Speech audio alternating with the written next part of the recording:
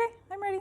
Again, this is just very informal, but thank you for being here. I appreciate your time. You said you're kind of enjoying a new, more relaxed pace lately. Yes, yeah, it's been great being home this August and being, the kids are at that age where there's lots of kids activities. So we've been in sports camps and there and music and drama and yeah, but it's just been great to be home and not hitting the campaign trail. I didn't do any parades this year. I don't have to do the fundraising as other years have demanded, and it's been a beautiful summer.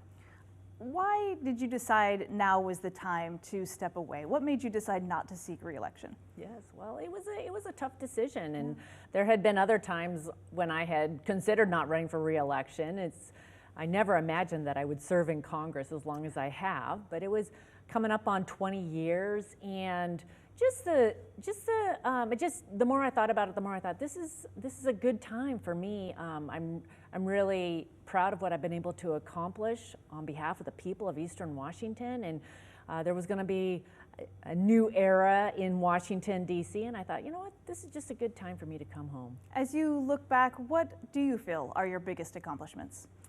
Well, right now, serving as the chair of the Energy and Commerce Committee has been the highlight because of the issues that are so important to the people of Eastern Washington, issues around energy, hydropower.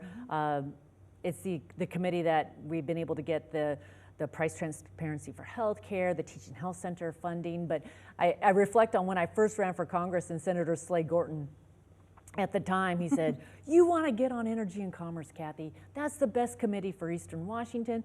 There's never been a chair from the Pacific Northwest. And I thought, well, I'm not going to stay in Congress long enough to be chair of this committee, but it's just been great. Why did you think you weren't going to stay very long? Well, I didn't think I would, I never thought I would, I don't know, I just didn't think I would stay as long as I have. I thought 10, 12 years max, and there's always something going on Capitol Hill. Politics has changed a lot in 20 years. Thoughts kind of on the new political climate and what it's like now? Well, there's certainly, every administration has a different approach. I certainly reflect on being elected with George W. Bush, President George W. Bush, and then I served during 8 years for President Obama, President Trump, President Biden, and each of those presidencies have brought different priorities. But for me as a representative, it's really, and serving in the House of Representatives, it's really, I think, been most important for me to build relationships with the other 435 serving in the House.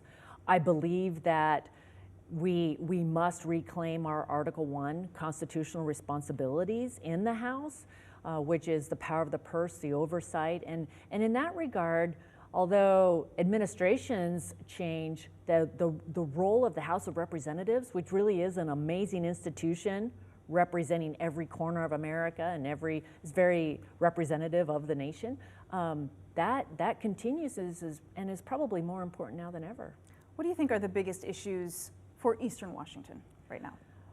For Eastern Washington right now, I certainly think energy prices continue to increase, just overall inflation and prices that are increasing. Access to health care in the rural areas in particular. I have, even in August, I have visited some hospitals, some of the critical access hospitals in Eastern Washington, and just hearing some of the challenges that they have. Closing the digital divide, rural broadband, that's been ongoing, but certainly highlighted during COVID. And again, the Energy and Commerce Committee has been at the forefront of closing that digital divide and really figuring out how we prioritize the unserved, underserved regions, which unfortunately there's too many right here in Washington State. You talked a lot about kind of the tone that changes with each administration. Right now it feels like voters on both sides share a lot of frustration. What is your message to voters here in Eastern Washington? My message to them is that our form of government is unique in all the world. The United States, that leadership matters, American leadership matters. I want them to believe in the amazing institution of Congress and representative government, and the importance of getting involved, the importance of voting. I was pretty dismayed actually with the low voter turnout during the primary, and I thought, you know, definitely people are talking politics, it's on their minds, but yet they didn't actually turn in their ballots. And my message to them is that their vote does matter, their voice matters, and this is it's especially important in representative government that they vote and that they make their voice heard, and you know, never underestimate the power of a few people to make a difference. What do you think moving forward will be the biggest challenges for the next person that holds this seat? Oh, I think that I think it's just going to be the challenges of making sure that they listen to the people and learn these issues and take them back and serve in the House of Representatives. I do remember when I was first sworn in and I looked over, you know, across the House, and you're looking at 435 people, and just the reality of, okay, this is a lot of people to get to know. So you're building relationships, and that takes time. So that's one of the biggest challenges. And then this is one of the largest districts in America. So traveling this district and getting to know people, but relationships are going to be most important for whoever serves in this position, both here in Eastern Washington and in DC. You talked a lot about you know, the 435 people that you were trying to build relationships with. Did it ever get old when you kind of thought about the real responsibility that you were carrying to America and people here? You know, I was inspired every day by the people that I represented, and I've wished that I could take more people around with me to meet the people of Eastern Washington, to take the tours and meet with, you know, have the roundtable discussions with community leaders and tour people, you know, tour nonprofits and schools, because I've been inspired every day by the people that I have met that are doing their part, making a difference. And I think we need to hear more of those stories, because there's a lot of good going on, despite some of the political rhetoric and division that often gets the focus. Yeah. What are you most proud of? Oh, it's hard to nail down one thing, but I hope that people see me as a representative that they can trust and that cared. And then as far as legislation, I'm really proud to have been a part of the ABLE Act, which was for individuals with disabilities, which is as simple as tax-free savings accounts for individuals with disabilities, like you save for college or retirement, but it took us 7 years to get that done. And it's an example of, you gotta be persistent. We had the most co-sponsors of any bill the year that actually passed and was signed into law in both the House and the Senate.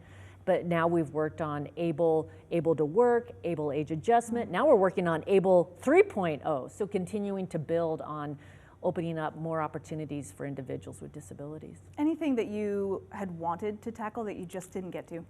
Well, there's always more to be done, and I'm certainly going to be finishing strong. I'll be in office until the end of the year, and the price transparency for healthcare passed out of our committee unanimous, and I'm hoping to get that onto the president's desk. That's calling, you know, that we'd have to have the prices would have to be disclosed. I continue to work on privacy, protecting kids online, and making sure that all of us have our privacy rights protected. I believe that that needs to happen. And even if it doesn't happen this year, I know that the work that we've done in the House and the Senate will lay a foundation for that in upcoming years. We did get the TikTok bill signed into law, which forces the divestiture of TikTok from ByteDance because it's controlled by a Chinese, it's a Chinese Communist Party controlled app.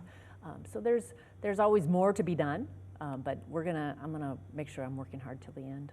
What's next for you? Where will we find you in January? In January, I'm gonna be home in Spokane, Washington, more present with my kids and my family, probably helping take the kids to all their activities. What do you think that you will do? What's the next step for you? Right. I'm still exploring what that looks like. There's a lot of different options, but it's going to mean I want to be here in Spokane and want to be involved in continuing to make a difference. Any parting thoughts as you kind of look back on your 20-year career? Just what an honor it's been. More than anything, my heart's full with gratitude. For me, it's been just an amazing journey to think, you know, going from Kettle Falls, Washington as a farm kid, working alongside my brother and parents on our orchard and fruit stand, to serving in Congress all these years. It's just been an extraordinary experience, an honor for me to serve and represent the good people of Eastern Washington. And I cherish these years, and I'm very proud to have had this honor to serve. Very good. Thank you. Unless there's anything else you'd like to add. No, it's good. That's Thank good. you. Thank you very much. Appreciate your time. Thank you.